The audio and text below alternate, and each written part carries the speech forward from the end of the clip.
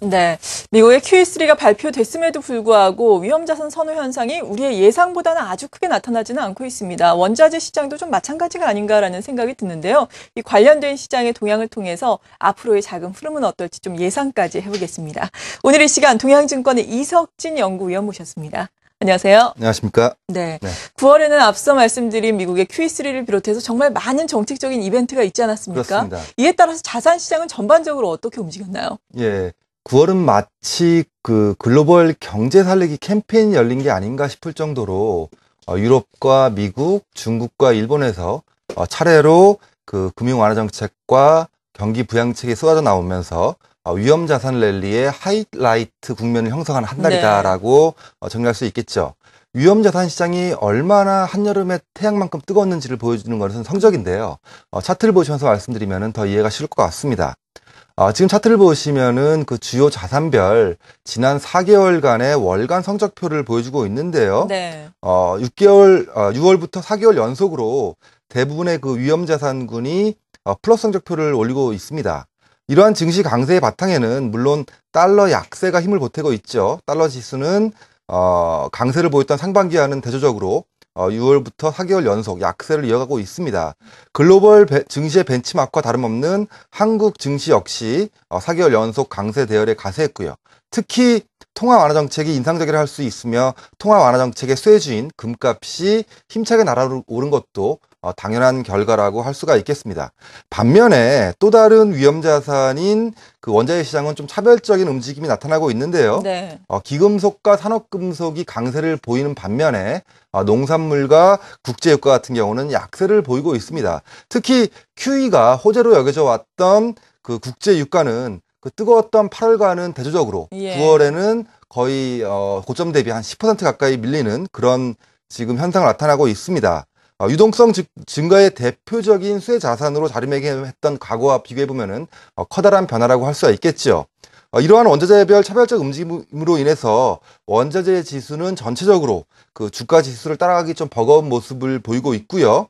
9월 성적만 따로 놓고 보면은 의외로 전월 대비 좀 약보합 정도에 머물고 있습니다. 중국의 추가 경기 부양책 및 미국의 3차 양적 완화가 발표된 이후의 결과라고 보기에는 예상과 다르게 원자재 가격이 좀 차분한 모습을 보이고 있다라고 말씀을 드릴 수 있겠죠. 네, 그렇죠. 위험자산 선호 현상이 물론 나타나고는 있지만 기존의 QE1과 QE2에 비교하면은 그래도 좀 적은 수준이다라고 볼 수가 있겠고, 특히나 말씀해주신 원자재 시장 가운데서도 국제 유가 같은 경우에는 사실 QE3가 발표된 이후에 국제 유가 상승에 따른 수혜주를 찾자라는 이야기도 있었거든요. 그렇습니다. 근데 그 이야기가 참 무색하게도 많이 오르지를 못하는 모습인데요. 이렇게 원자재 시장에 미치는 영향이 축소되는 이유는 특별히 어디에 있는 건가요? 네, 첫 번째 원인으로는 경기 전환에 대한 확신이 부족하다는 점을 꼽을 수가 있겠습니다. 네.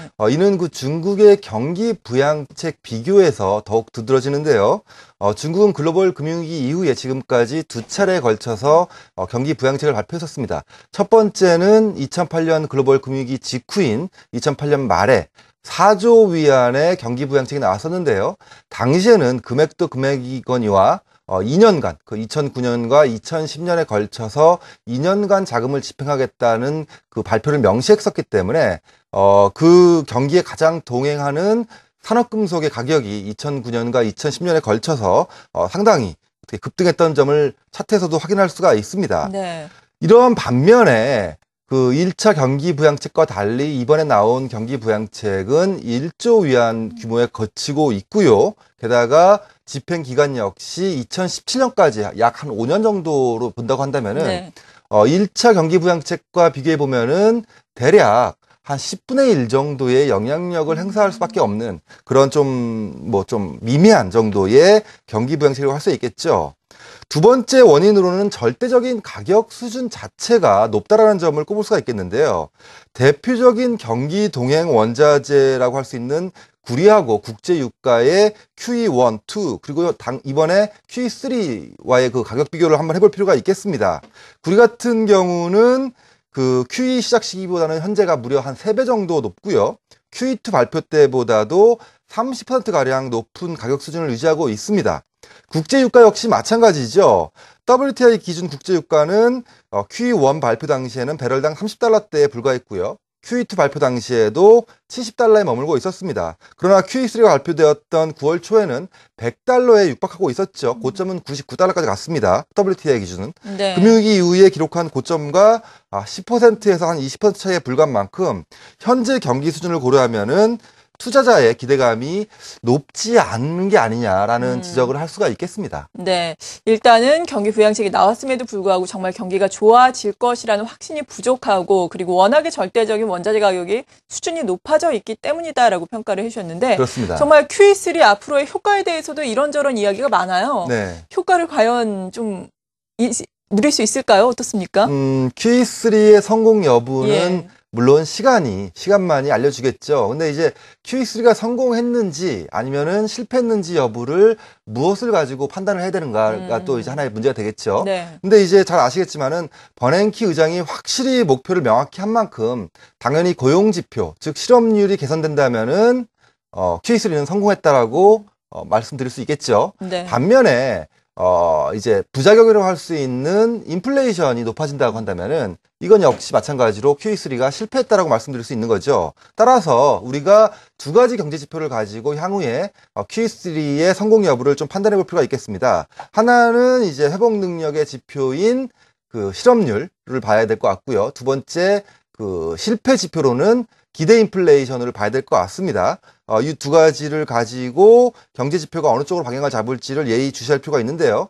아직까지는 나오는 지표로는 인플레이션 부작용을 무시할 수는 없는 것 같고요. 앞으로도 좀 한 2, 3개월 정도는 이 두 가지 지표의 향후 흐름을 좀 예의주시해 볼 필요가 있겠다라고 생각하고 있습니다. 네. 실업률과 인플레의 흐름을 보면은 QE3의 성공 여부를 판단을 해볼 수 있다라고 진단을 해주셨고요. 그리고 현 시점에서 원자재 관련된 시장에서 우리가 가장 주목을 해야 할 부문은 어디에 있을까요? 역시 금을 더 주목해야 될 것 같습니다. 예. 핵심은 지금 중앙은행의 전방위 통화 완화 정책 이후에 경기 회복에 따라서 경기 동행 원자재인 산업금속과 원유 가격은 그 경기 개선에 영향을 받는 반면에 귀금속 같은 경우는 경기 회복과 상관없이 지속적인 통화 완화 정책만으로도 모멘텀을 좋게 유지할 수가 있다는 점이죠. 즉 유동성이 증가할수록 경기 회복과 관계없이 자산 가치가 상승하는 유일한 자산은 바로 금이라고 말씀드릴 수가 있는 거죠.